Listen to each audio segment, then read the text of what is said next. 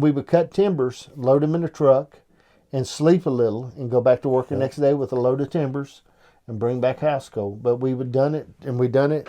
And I remember telling him, I said, "Dad, man, we need to quit one of these ends." He said, "Son, we better get it while we can." Yeah. And but I mean, we worked together, and you know, and that. But I know before all this that would come to an end, Mm-hmm. Yep. and that you know, he wasn't going to be with me forever. Mm-hmm. Okay, and I was smart enough and realistic enough to know that. Well, and I think that's one of the things you got to take into consideration too. You know, every man's going to die. Yeah. Every person's going Right. to die, but you don't want to admit it. Mm-hmm. And we'd like to think we don't have to worry about it until 80, 90, but you know, things happen. We just don't like to face it. Right. And I was fortunate enough for Dad to be able to work with me for a few years when I first started my business. Mm-hmm. Had a blast, loved it. Yeah. And you know, there's memories we made there. And I wish he could still work with me, but you know, just not so much doing the work as just being there. Just being there with you you. know? Yeah. And taking into consideration his view of it, my view of it, and You don't want to put him on payroll, but you don't want him hogging up. right, payroll. yeah, don't get all the money, yeah, for sure, right? You know, just sort of in a volunteer. Yeah, that's right. Yeah, you sign this right here, volunteer. Volunteer position. Yeah. So, but yeah, man, I know what you mean. It was good. It was really good. It's good, man. Yeah. Well, I'm proud of you. You know, I'm glad I couldn't afford to pay you. It's all right. You know, sometimes you do things for the enjoyment of it. Well, yes, but it's all a journey. Life is, and you got to enjoy it as you go along. Enjoy the people that you meet. Enjoy yourself with it. Yeah, and, because those people know people. You know.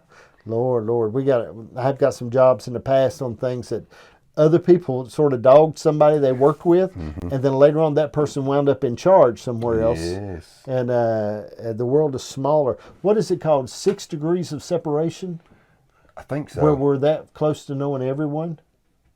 I think about it. See, we're only 6 people away from knowing everybody. Somebody that knows somebody that knows somebody. True. You know. And, I had a similar situation with a fella. He come to work down at Genmar. His daughter had just passed, and we started out most of the new hires on day shift. I don't know what the time frame was, but it was time for a shift transfer. So I had to go to him and tell him, I said, you know, we're doing a shift change or transfer. I need you to show up Monday, certain time. He said, well, I can't. And I said, well, why? Oh, I didn't really ask why. He just told me. And I said, well, I understand. I said, I really do. And he said, it's nothing against you. I said, that's fine. And I said, you know, I know you got to do what you got to do. So he ended up quitting because he was going to have to go second shift. Well, years later, he become, I guess, a maintenance supervisor for a particular place. And he had heard that I was doing tree work.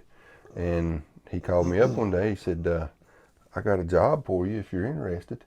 And he said, I'll feed you as much as I can. He said, because you treated me good down there when you were at work. Right. So you don't really realize until later on who the people you run across, what a difference it makes.